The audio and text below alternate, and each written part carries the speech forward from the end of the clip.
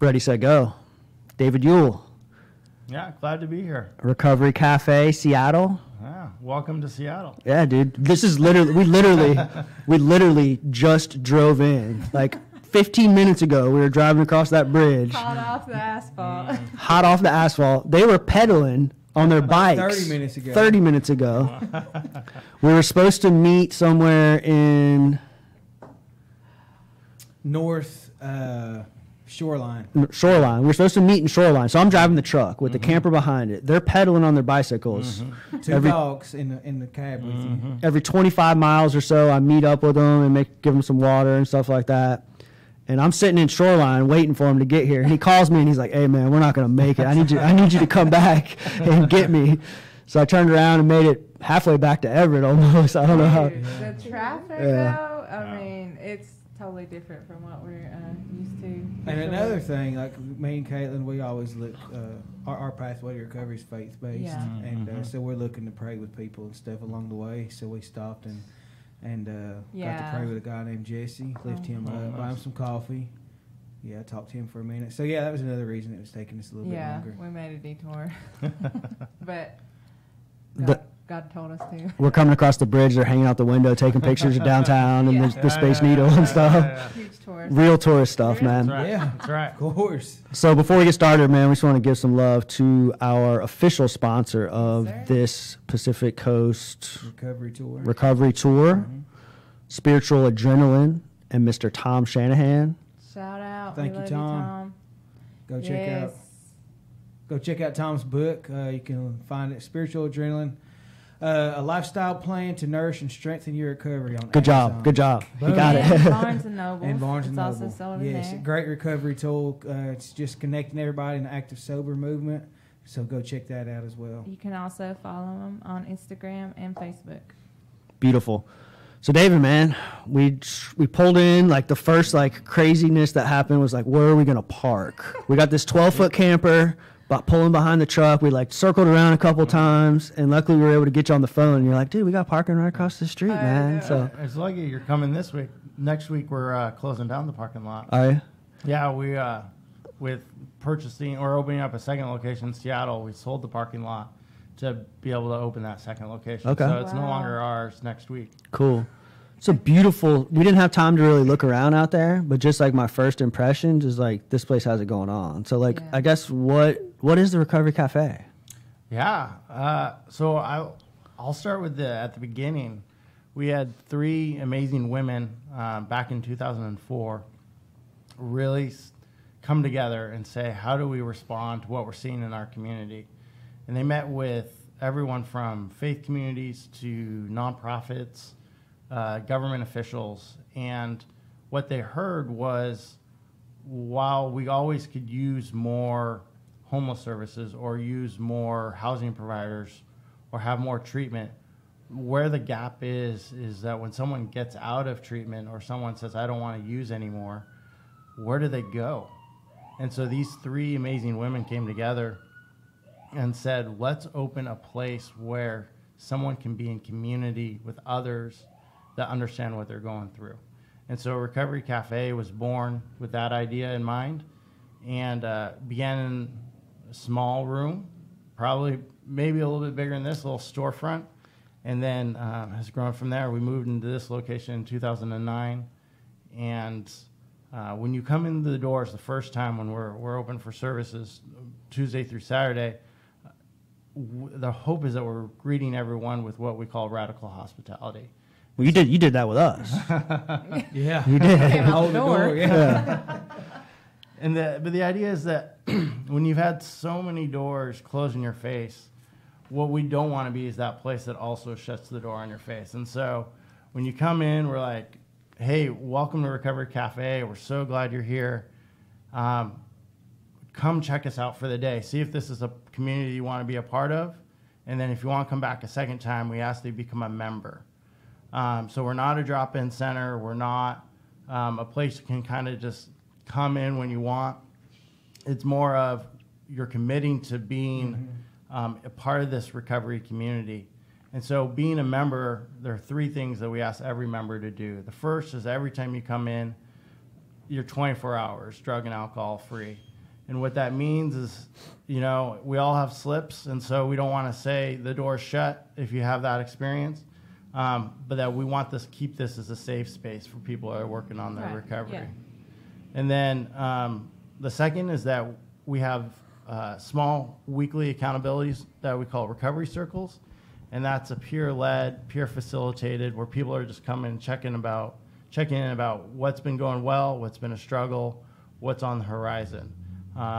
So it can be things related directly to their recovery, or it can be things that affect their recovery. So if someone's worried about housing, that's what they can check in about. If it's something around getting an ID, or that, it's coming up on their parent's birthday and the parent passed away and that's a real hard moment, that circle becomes the ability for people to be real with each other and in community with one another. And so everyone in that recovery circle shares each week. It's the same people week in and week out. So you start building new friendships with people who understand who you are and what you're going through. And then the third thing we ask every person to do to be a member is to contribute to the life of the community. So helping out in the kitchen, taking out the trash, cleaning the bathrooms, as well as welcoming people that are new to the cafe, or just sitting with someone who's having a hard day, or providing directions if they're like, I don't know how to get to this place. So the idea is that we all have gifts to contribute, that we all have gifts that we may have forgotten about or be rediscovering or discovering for the first time. So we're all in this together. We're a community. Well, you mentioned that radical hospitality, and that was one of the things that I noticed when I first come in. Even though nobody's here right now, it's closed. Like just walking in the door and seeing the words forgiveness written on the wall, and grace and soul. Just those words are really uplifting. You know what I mean? And there's so much power in words, and just the atmosphere. That's one thing that we believe in is being like when we walk into a room, we should be able to change the atmosphere. We should be sending that positivity onto other people. So I love it. I think this is incredible what you guys are doing here. And I think what's a beautiful thing is that this concept, this idea, dates back to 2003, you said? Right. Yeah, they came together in 2003 and then opened the doors in 2004. And that's a pretty radical concept, dating back that long. Yeah. Like there was, you're on the forefront in comparison to like what's taking place in other communities, seeing the value in creating that type of community, that type of human connection, that type of service work and that sort of thing. Like, the value in the process of recovery that plays, right? And then executing it. So what type of clients, like who's typically hanging out around here? Yeah, that's a great question. We really try and be a place where anyone can come and work on their recovery, be it substance use or mental health. And so a lot of our crew that come through our doors, they're most likely at one point in their lives have experienced homelessness. They may still be homeless, struggling with homelessness, and then a good majority identify as being in recovery from a substance use or mental health or both. And so our crew tends to be struggling a little bit more than maybe some of us who've been blessed with some resources and some strong family connections. Right. And so we're often a person's foundation and able to provide that stability after maybe some hard moments in their life. Is the concept strictly that kind of peer-to-peer community human connection, or do you guys also do things like connecting them with resources that are outside of the scope of what you guys do, like transportation, or you mentioned housing, food assistance, things like that, like outside of your daily business hours? Are y'all? We're trying to be that community of support and not trying to be all things to all people, but do well what we do. And so we really strive to have strong community partnerships with other organizations, so that if someone who's working on their recovery says, you know what, I really need housing, we connect them with a housing provider. Or if they say, I want to go back to school, or I want to be get a job. We connect them with organizations that can do job training or help a person go back to school. And we're that kind of that place, that middle point. Like liaison of the process. And as people go out and do those things and really rock it, they always can come back and have us be their touch point, their foundation while they're doing those things. Yeah. I'm just so blown away. You know, when you hear cafe, everything that you're talking about is not something that you would think of, you know. But when you walk out in networking, you know, helping people, like truly being like that bridge in the gap, it's so incredible. I know when I called in, when I was trying to call you, one of the things that I heard was like, if you're not going to be able to make your class, press this button. If you're not going to be able to make this meeting, press this button. And it just shows like how you have that stability. Like there are rules and regulations still that you have to follow. And I've seen like, what is this? I'm hopefully not trying to jump ahead too quick, but the school. Like I've seen on the signs, like. Yeah, if you do those, like I mentioned, if you do those three things, you're 24 hours drug and alcohol free, you attend your recovery circle, and you're contributing to the community, you then gain access to all these amazing things that go on in the cafe.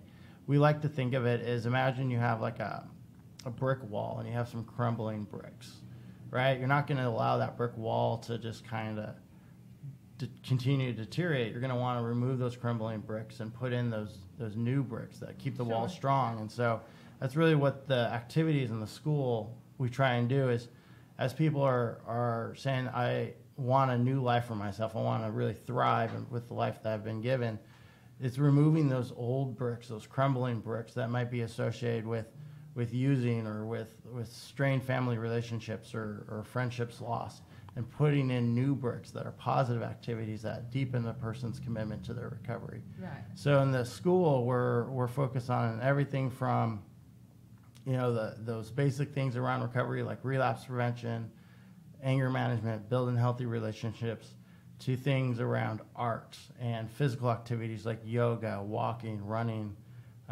includes spirituality classes and various faith traditions or no faith traditions. And then it also includes positive activities around, you know, celebrating people's birthdays, both sober birthdays and belly button birthdays, and just having opportunities for people to know that life goes on, life can be fun. That you're using isn't you can have fun after you sign that recovery is the way you want to go. Right, birthdays. What does that entail? That's a hard thing to do, man. That's a hard thing to do, to get back in the swing of things. Like we were having a conversation in the Addict to Athlete group that we sat in on, and Rob Archuleta was like, the topic of the conversation was like leisure and what do you like to do to have fun, right? And many people, including people at this table, struggle to give some solid examples of what they like to do to have fun besides laying in bed and watching Netflix. You know, I mean, that's always a good one. Absolutely. And even myself, like I raised my hand. I said something I struggled with for like 2 or 3 years. In the very beginning, it was like isolation and like diving into meditating and reading and like not like getting like I like watered down what fun was, right? I was like, okay, now I'm a new person, so I'm just gonna sit at home and read all day and meditate and watch documentaries on YouTube, and because I'm fascinated with learning, and that's what I'm gonna, air quotes, define as fun, when it's really like just bullshit in my head. Like that's the story that I'm telling myself today. You know, lock yourself in a room and watch marathons of Dateline on the ID channel. Yeah. You know, and it took like 3 years to step out of that and be like, hold on, bro. Like now you're doing a destructive behavior in recovery. And not like putting yourself out there and like socializing and like truly having fun. Rediscovering yourself. Yeah. One thing you said, David, was being drug and alcohol free for 24 hours, attending your recovery groups, and contributing to the community. What does that last thing entail? What defines contributing to the community? Yeah. So before each meal that we serve, we have a volunteer board where during announcements we say, hey, who wants to help take out the trash. And then we write their names down and we celebrate that with applause, saying, hey, thanks for stepping up and helping out with the community. So those are really some tangible things, taking out the trash, helping out in the kitchen, making sure the coffee's refilled when it goes empty. And then there's the intangible things like, if someone comes in the door and they're not quite sure what's going on, or they sit at a table and they're, kind of looking like, is this the right place for me? Being present to that person, going over, introducing yourself, and just saying, hey, welcome to our community. Hopefully this is a place that you can see yourself being a part of. Mm-hmm. So really tangible things and then intangible things that are just contributing to this culture of love and hope. I know a lot of times in the recovery community, especially back where we're from, there's a lot of competitiveness, I think, sometimes. You know what I mean? Like, I see that you guys just give what you have away. I mean, there's recovery cafes popping up all over the country. You was talking about also like meshing faith community and no faith community. Like, how does that work in here? Like, does everybody get along? Everybody, That's a great question. We people know that this is a safe space, and I say that because they know that this might be their only safe space in their lives, and so this is not something that they want to destroy or threaten or anything. And so we really, through the way the staff acts, but also just the way the members interact, really reinforce that this is a safe space. But when it comes to faith traditions or no faith traditions, really what we encourage are people to try things on. And what I mean by that is, if you're interested in going to a meditation class, try it. And if it doesn't work, instead of saying, well, you failed at that, just say, hey, that's something I learned about myself, that this isn't the thing that works for me. And then we kind of look at either the other classes or the other activities and say, hey, which one of these interests you? So that a person can find activities that, either one activity or multiple activities that really help them to thrive and to discover their best self. That's beautiful. Well, when you walk in and come down the hall and you see posters of Martin Luther King, who was a Christian, and then Muhammad Ali, and then who else is up there? We got Gandhi up there. Gandhi, yeah. So you have all these different. You can tell, and that's what we're about, is recovery always. Doesn't matter what pathway you choose to pick one, and let us love on you. And I think that's what we try to strive to do here, like through the show, is like talk to different walks of life, talk to different people's stories, different belief systems. Like we collectively work together, following different pathways to recovery, different fellowships, different belief systems, all of those types of things. And so we try to really demonstrate that on a significant level, that we can cohabitate together and still respect and love each other for who we are. Right. And here we are 18 months later traveling the country talking to kick-ass dudes like you, right? On average, how many members does this location have? We have about 300 unique individuals a month. Dude. That is so awesome. Look at this. What? 300? Yeah. So and you're getting ready to open a new place. So the recovery circles, they're about 8 to 10 people. So we have about 40 recovery circles a week for those 300 individuals. You have to just to keep up with those numbers. Keep up. And then we don't have enough staff to be able to do those ourselves, and so we have members who have been with us a while. We've raised them up to be able to facilitate those circles. And then we have just people that have been either affected by addiction, either as a family member or are in long-term recovery themselves, and who want to also help out. And so they facilitate recovery circles. And then and then the staff does the rest. So our goals, have as many of our members be able to facilitate those circles, really provide an example for those who might, be 2 days into the cafe. They can look and see, oh, this person has 2 years, and now look what they're raising others up. So that's really our goal, is to have this be as small of a staff as possible, and really raise up the members to really take ownership of this place and see it as their home or their second home. It really sounds like a peer center almost. Like back home, we have like peer support specialists. Is that something that? Yeah. So we here we call them recovery coaches. Okay. We use the CCAR recovery coaching model to anyone who wants to facilitate a recovery circle. We have them go through that training, beautiful. And then we continue to support them so they can get better. And then if they have a difficult situation, they can check in with staff and know, that we got their back as well. How many other locations are there? So there's we're opening an additional one up here in Seattle, and that will be coming up online about the end of the year. And then in my role, I'm working with by the end of July I'll be working with 20 groups that are either have opened their doors or in the process of opening their doors across the country. Across 20 the groups. country, yeah. Wow. That's awesome. Yeah. How did you find yourself in this position? That's what I was. I got super lucky. I was living in. I'm originally from around here, but I was living in Washington D.C. and my older siblings started to have kids, so I was like, I kind of want to be a little closer to them. So they had a fundraising job opening, so I did that for 4 years, and then when they're saying, hey, we need someone to walk alongside these groups that want to start recovery cafes in their communities, I said, that sounds like what I want to be doing. So I've been doing that for 3 years now, and every day I'm finding new depths of commitment. And what I mean by that is,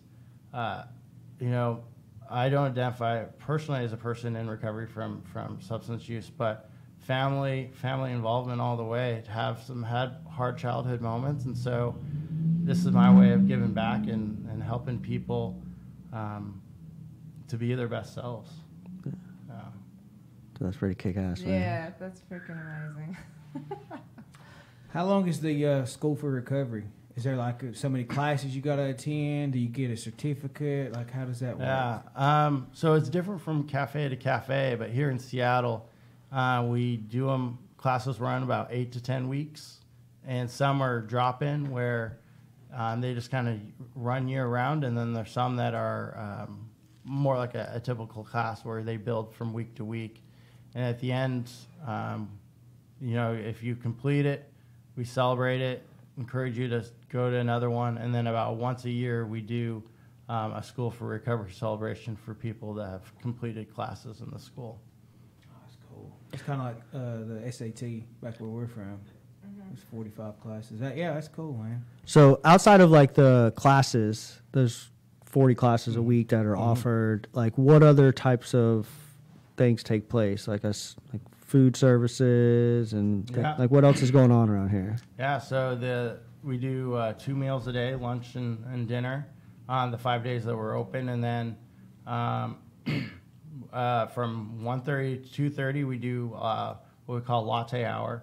So we work a real cafe in that respect, that we actually do have a latte machine. I don't think in Seattle we could call ourselves a cafe without one.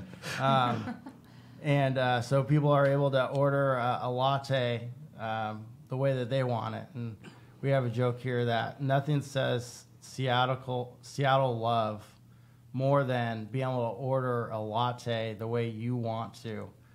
So we really find that to be an empowering experience. Yeah. But then our members, they can get trained to be able to do that. So they learn how to run, make lattes and all that good stuff. And then some of them, get jobs in the community. So that's pretty exciting. We have walking club and running club. And what that is that physical wellness piece. That's a big part of recovery. And some people start, and walking is a great goal. And then for others, running is a little bit more of the challenge for them. And so we do runs twice a week. And then also for those who are ready, they can sign up for 5Ks, 10Ks, and even half marathons. Man. Do y'all pay for their entry fees? We get some donors to help us out with that. That's yeah. awesome. Yeah. That is so cool. That is.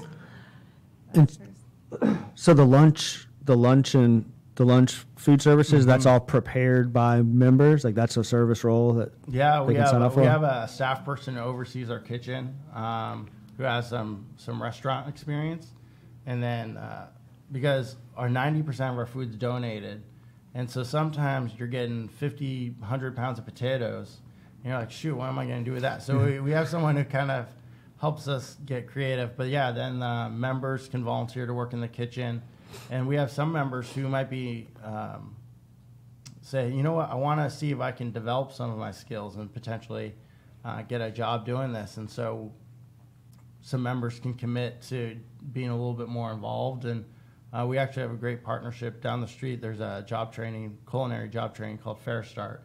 It's where they can start out in our kitchen, and then when they have their confidence, we can send them over there, and they can really take off from there. Yeah. So it sounds like you guys get a lot of support from around the community, from other places, Yeah, we've tried to be really intentional about getting the community buy-in.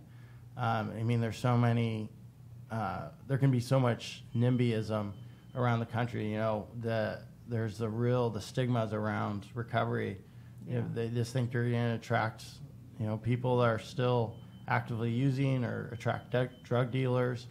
And so we're trying to, break that stigma and say, hey, this is a place that adds value to the community. And so we reach out to the community and get their buy-in. Say, hey, we're your neighbors, we're your friends. Let's do this together.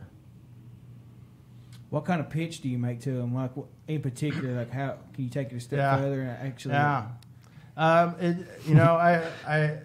I've been coaching a couple of these different cafes for a while now, and some it's appealing to saying, hey, a lot of people who probably are in recovery and you just don't know it.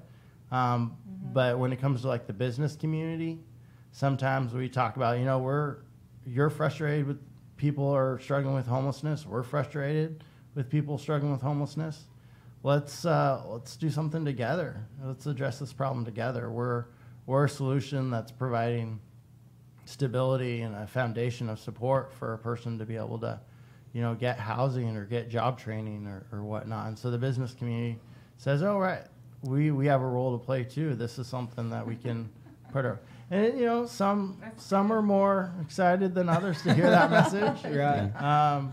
And then we also, with faith communities, our founding director, Killian, is a person of very deep faith. And so she can speak to faith communities and just say, this is something that if you are a person of faith, every faith tradition, being Christianity or Islam or Judaism, talks about service as a way of life and supporting your neighbors. And so we talk with faith communities and invite either them as a community or individuals of those faith communities to either volunteer or to donate or to advocate, to put their weight down in some way or another with their neighbors. I work at a shelter back home and everything, and it's a faith-based facility. And church groups come in and cook meals for the residents. Mm-hmm. So what do they do as far as volunteer work here when they come in? How can they volunteer here? Yeah, one of the things that we really try and do is break down this idea of service provider and service receiver. A lot of individuals, and myself included, when I want to volunteer somewhere, often I'm like, okay, how can I serve? How can I, if I'm serving a meal, where's the ladle where I can scoop onto someone's plate?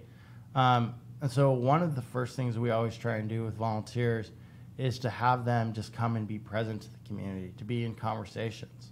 So the cafe volunteers, they often have said, wait a second, don't I get a name tag or something that distinguishes me from them? And we're like, who's that? Right. So, those yes, people? yeah, I love it. Yeah, so we're trying to break down those stigmas, and it's a journey. I'll say that, including for myself. I'm learning something new every day, but the idea is that we're all in this together. And so volunteers are coming, and then they can volunteer for the volunteer board just like anyone else.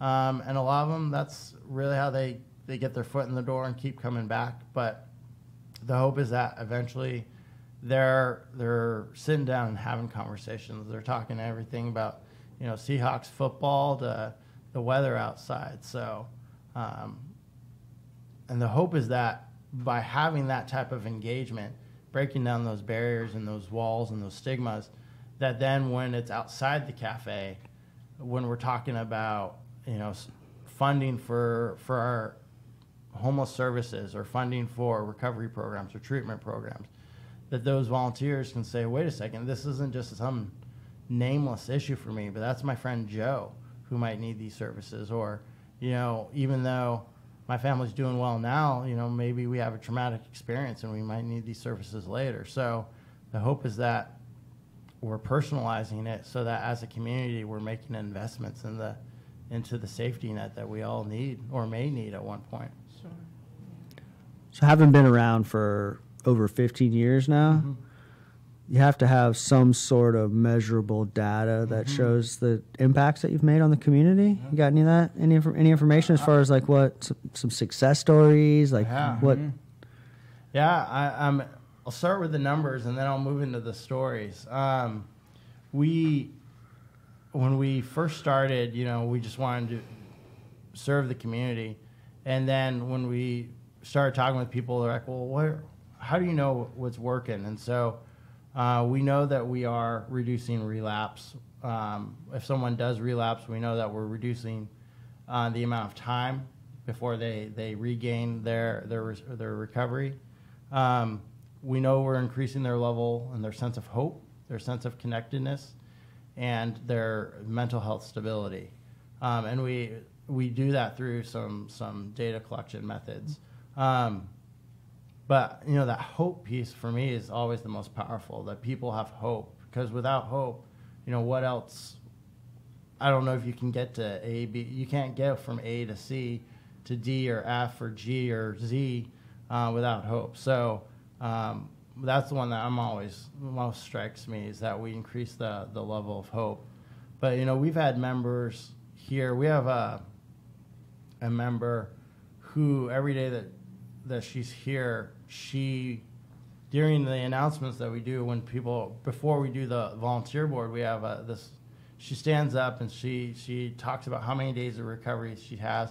So at this point, it's well over a year. But then she'll say, and I met the love of my life. And what she's talking about is she's talking about herself, that being in Recovery Cafe, she's learned to love herself.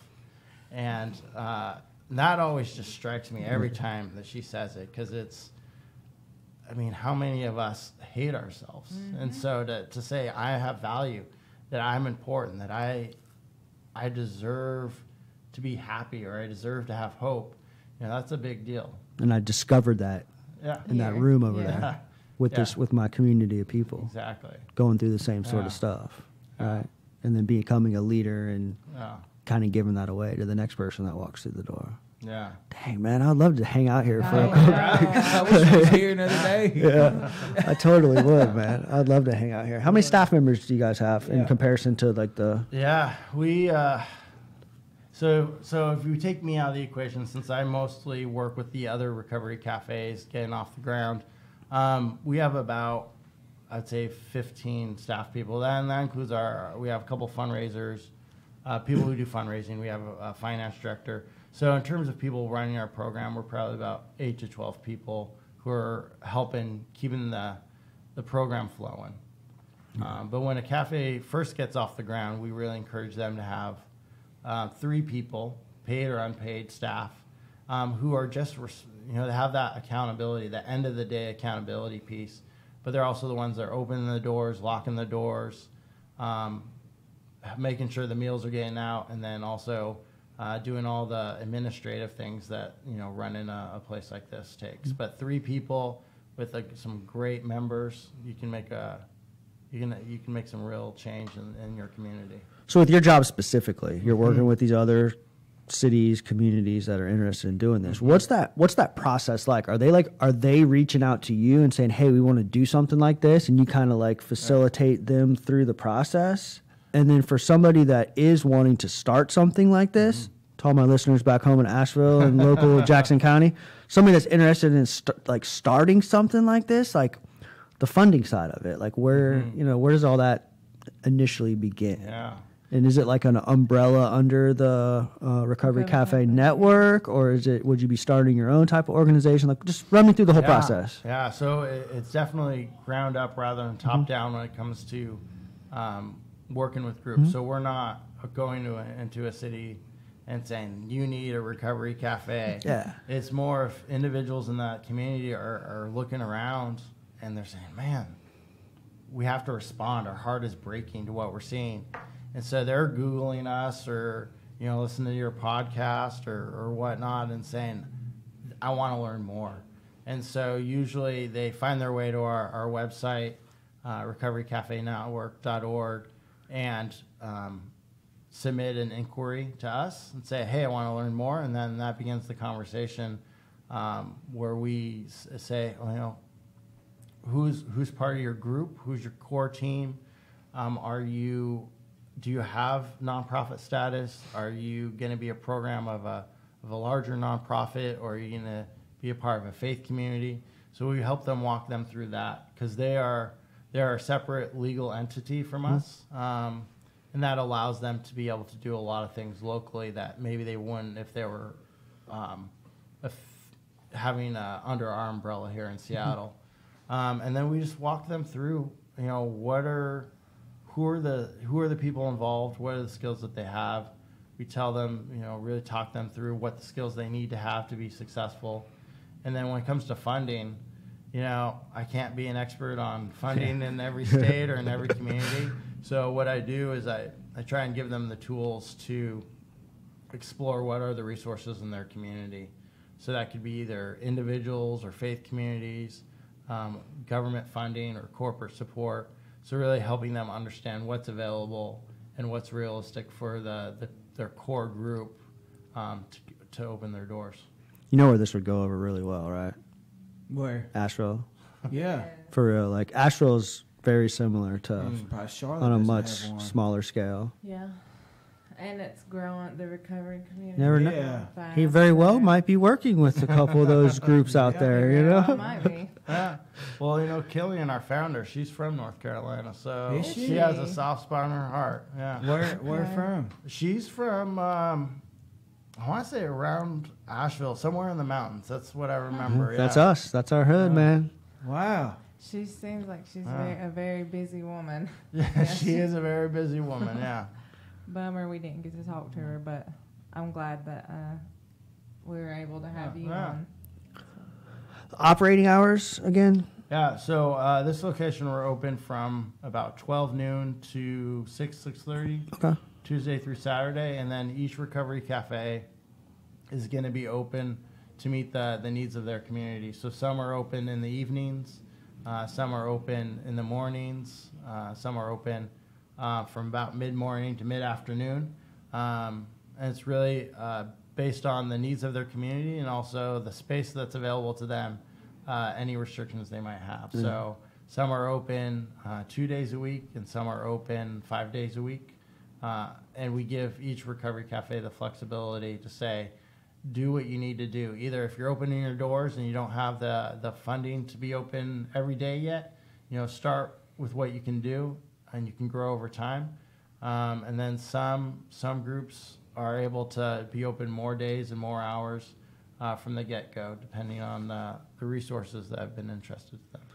You said that you've been in this current role for 3 years now? 3 years, yeah. How many Recovery Cafes have you seen come to life? All 20. Boom. How about it? Yeah. So, I mean, in terms of who actually opened their doors, we're probably talking, I'd probably have to go back and do the actual physical count, but we're talking probably about 12 to 15 have opened their doors. You was going to share some of the success stories. Before you do, David, I was wanting to ask about the people that volunteer here. Mm-hmm. have you seen their lives be transformed, them share some of their stories where they've been changed or their perspective has been radically, you know, they've just like had a light pop on and, you know, like, wow, we really do need this here. I know you probably see stuff, you know, with the clients and the people that come here every day, but people from the community, can you think of anything that stands out to you? Like maybe somebody coming up sharing something with you? Yeah, we have a gentleman who's a great volunteer, comes about once a week, and he works in the financial sector, and so his world is, you know, staring at a computer screen, crunching numbers, and so he, by coming to the cafe, this was a really out of the box experience for him, and he went from being very impact oriented, numbers oriented, say what is the cost benefit analysis, and then coming and sitting down and having conversations. And while he still does care about the cost benefit analysis, you know, it's his training, he more often than not will start with, you know, I was talking with John or I was talking with Jane, and this is what they said, and this was why it was profound, or it broke my heart in this way, and do you know of a resource that I can connect them to, or that you all can make sure that they know about, because I have to head out the door. But so seeing his transformation of being someone who wasn't putting a human face or a human story to the numbers that he cared about, and then starting to say, wait a second, you know, I was sharing a cup of coffee with this individual, and we were talking about things that I care about, and I didn't think, you know, those people cared about the same things, like, you know, complaining about traffic or talking about going on a hike on the weekend. So, you know, when we want to stigmatize a person, we often assume that they don't do the same things that we do. And so to say, wait a second, we both love, you know, the Mariners, or we both, you know, love taking the ferry, or whatever it may be, you know, those are humanizing experiences. And it says, wait a second, there's more than maybe what exists in my bubble. Yeah, it's like these labels tend to allow us to see the differences and not the similarities. But when you actually sit down, you put the phone down, right? And you're face to face, having a cup of coffee, and like authentically getting to know somebody. It blossoms. All those things seem to come out, and next thing you know, you're going on a bike ride with that dude. You're going to a Mariners game, or whatever the case may be. Then what does that do for your just overall like state of mind, mental health, all that stuff? Like that's where the money's at, right? That's where the growth's at. That's where the healing's at. That's where that hope that you talk about's at. It's just that connection. Somebody seeing you, somebody talking to you, right? My boy Jeremy Stalls, I was telling you this the other night. I had this guy on the podcast, and we were just talking about a friend from Asheville, and we're just talking about like human connection as like a major part of his pathway to recovery. And he shared something with me after we broadcasted that I wanted to kind of talk about. He was like, listen, man, he's like, I want to ask you to do something. He's like, at least once a week, he's like, I want you to pull your phone out, and I want you to scroll through your contacts, and I just want you to stop on somebody's name that you haven't talked to in a long time, somebody that is meaningful to your life, but you haven't talked to them in a considerable amount of time, and I want you to press send, and I want you to call them and just check in and say, hey, bro, I was thinking about you. I want to see how you're doing, and just have that type of connection. I was like, all right, dude, I'll do it. So I started doing it. Like the first time I called one of my homies that I haven't talked to in like 2 or 3 months. And when I hung up that phone after like a 45-minute conversation, dude, I was vibing, bro. I was just like buzzing from like doing that. I wanted to do it again the next day, and then I wanted to do it again the next day. And the next couple of times didn't go as smooth as the first one. Let me just tell you. But it really like it brought my state of mind to like to another level than where I've been at, you know, recently. I really found some significant value in doing that. The human connection, man, just talking. That's why we do this podcast. I just love to talk to people. I want to know who you are. I want to know how you see the world. I want to know why you see the world the way that you do, you know? I love how you kind of subtly challenge people to go a step further when they come and volunteer. Because, you know, a lot of people, like especially where I work, they come in like, okay, I've checked off my service work for the month. But the fact that you ask them to take it a step further, sit down and have coffee and conversation with these people and connect, takes it to a whole nother level. You know what I mean? And that's where lives are changed. Right. That's where awesome. the growth is at, because a lot of times people, you know, that stigma just it creates this barrier where they're like, well, I don't know what to talk about with them. I don't know how to approach them. But you really do. You know, it's just another human being. If you can just get that stigma of like, well, I don't know how to approach them because they do drugs. Like, that's not, you know, just look at them as a human being and just go, you know, in our classes that we have, we really, when we do like any kind of community work or service work, we're big on telling our Res Hope people, we're like, hey, you know, we don't want you guys to be the ones that are fixing the food and handing it out. We want you guys to be approaching people. You know, you've been in their shoes. You know what you know, you can relate on some sort of level, and we want you to be able to approach them, you know, and show your growth and your recovery. That way it can inspire them. But then just the people in the community to have that same understanding, it's a whole nother ballgame. So I think it's pretty amazing what you guys are doing. What are the challenges? Ooh, good question. Yeah. You know, challenges are, you know, we've touched a little bit of, as always, those stigmas.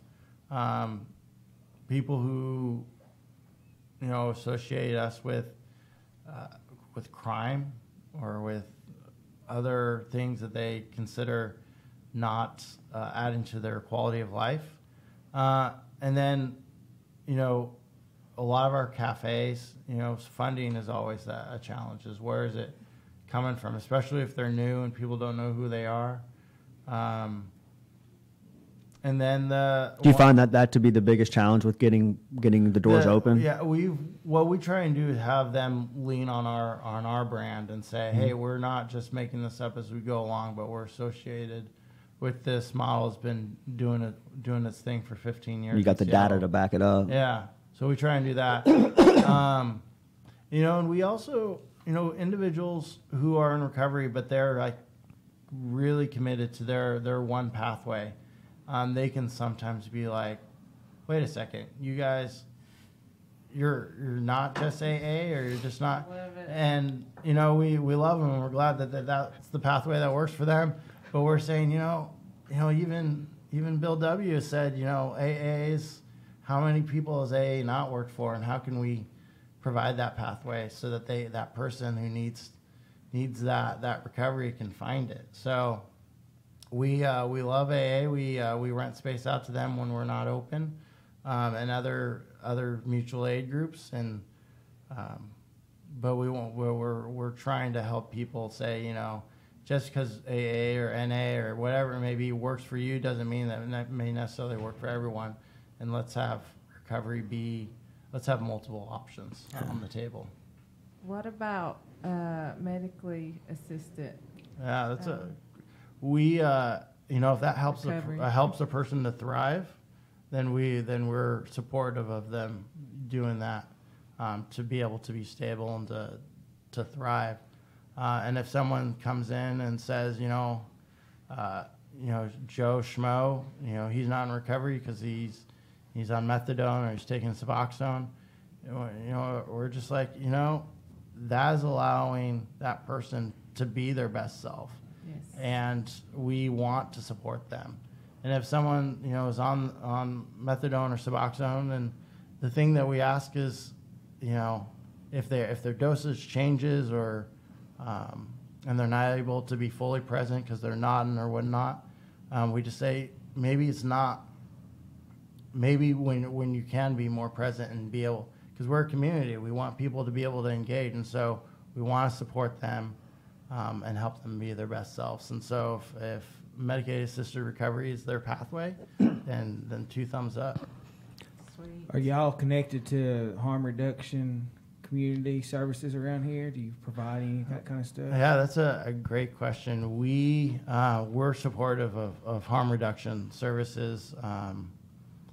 our recovery cafe in Dayton, Ohio, shares a space with a needle exchange program. Nice. So that's really cool, and we're supportive of harm reduction, and we see ourselves on the spectrum as allies with harm reduction, and we connect people with if that's what's going to help them move towards a better place. We connect them with those services, but at this location, Seattle, depending on how you define harm reduction, we're not a harm reduction service. Yeah. Right. How about like accountability piece? Like you mentioned the 3 requirements to membership. If a member is unable to live up to their responsibility, like say they don't make a class that week, or say that they don't sign up for a service role, like what is the process to maintain their membership without, Yeah, that's a great question. So because we think recovery circles are the foundation of everything we do, is if you don't attend your recovery circle, we ask that you call in and let us know you're not able to make it. And if you don't call, don't show, you lose your membership privileges for the week until you attend your next recovery circle. So that means you're not able to come in and enjoy all these classes, these positive activities, 2 meals a day. Now, that being said, if someone comes in and says, "Oh, I'm so sorry I missed my recovery circle," it's not black or white. It depends. So if someone's like, I was in the hospital, or my phone died, and my bus was late, it's always a case by case, but it's always a conversation. So accountability isn't in a void. It's not a rule book, black and white, but it's a conversation where we try and do the most loving thing for that individual. And sometimes it's saying, yeah, you need to come back to your next. You're gonna have to lose your membership privileges for the week, and you gain them back when you come to your circle. But if you're had a hard situation or whatever, we say, you know what, we want you to be a part of this community. This community's here for you. So it's a case by case as they arise. And then if you miss your recovery circle 3 times in a row, call excused or unexcused. We ask that you go back through new member introduction, back through orientation.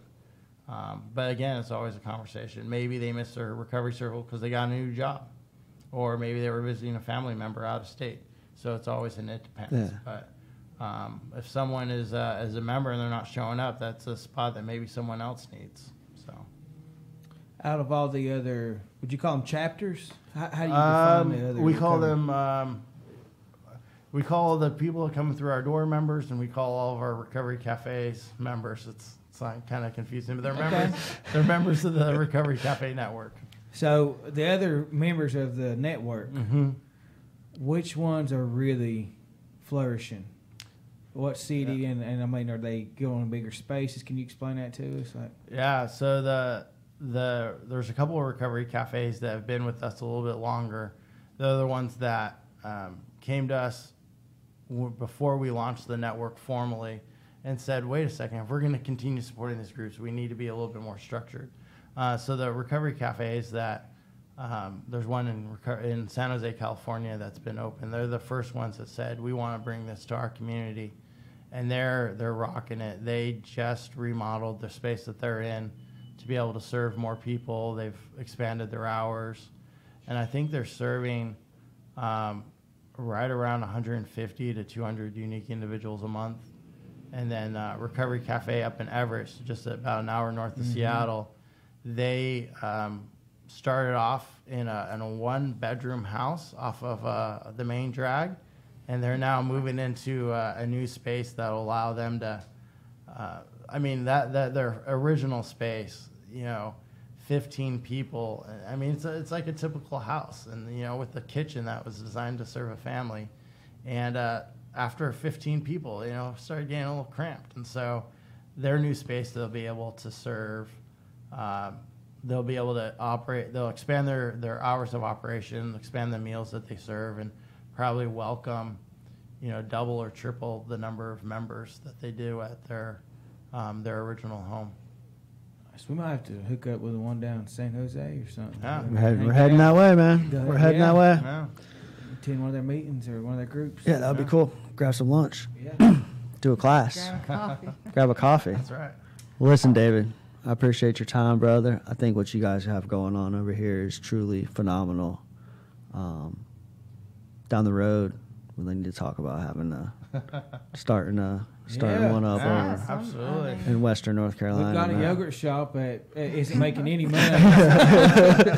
you know? You hear that, Ruth? Definitely turn it into something. We We actually have been talking about something like Uh-huh. that, but totally not what we expected when you come. You know what I mean? Like when you come in and you start hearing about the classes. Well, and everything that you're doing. so the model itself, like the place to come to take the classes, to cultivate that human connection that's so vital to the healing process and empowering hope in individuals, like that's very the model itself outside of like the food services and stuff like that is almost identical to like what we had envisioned for this recording studio. yeah.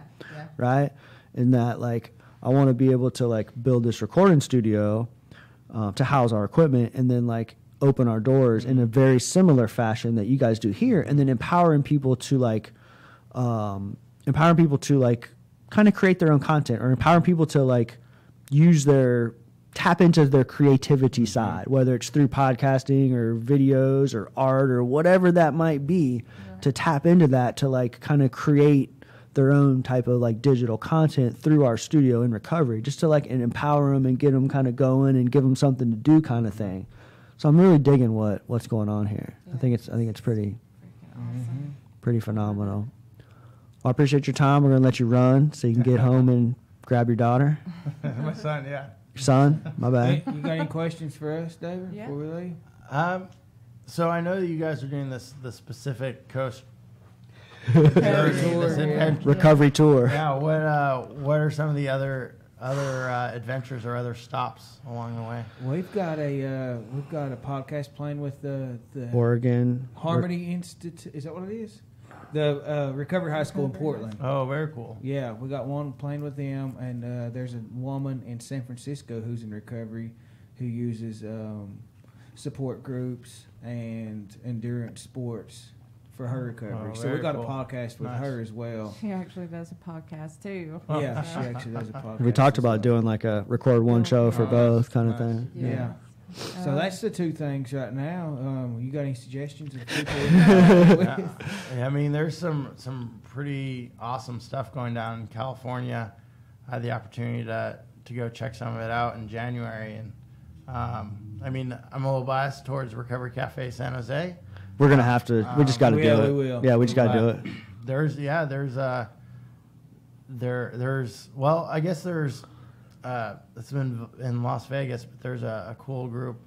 I'm gonna mess up their name, so I apologize, but it's like there's no I in hero or something, and it's focused on recovery from heroin use. So they're Okay.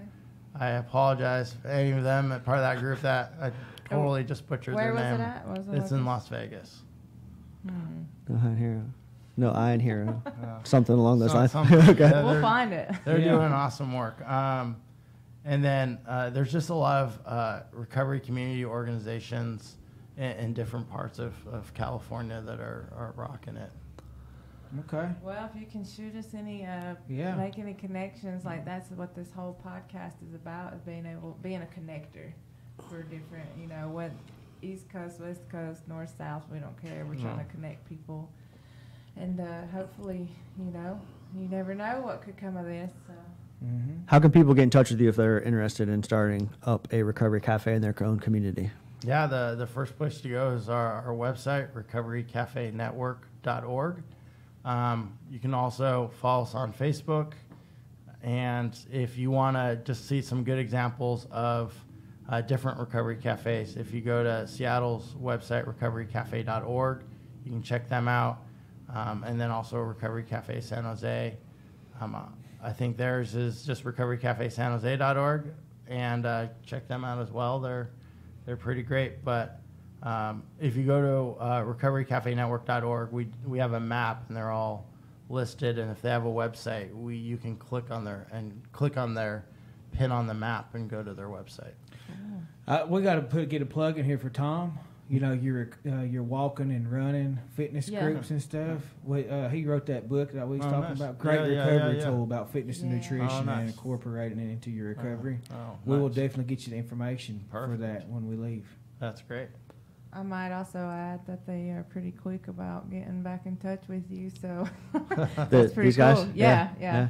I mean, it wasn't long. They responded to our email, so if you guys are serious about wanting to start something like this, give them a call. David, it was a pleasure meeting you, man. I really appreciate your time. Thank you so much. Thank you for the work that you're doing, bro. I appreciate that. Y'all take care. Have a good night. Later. See y'all.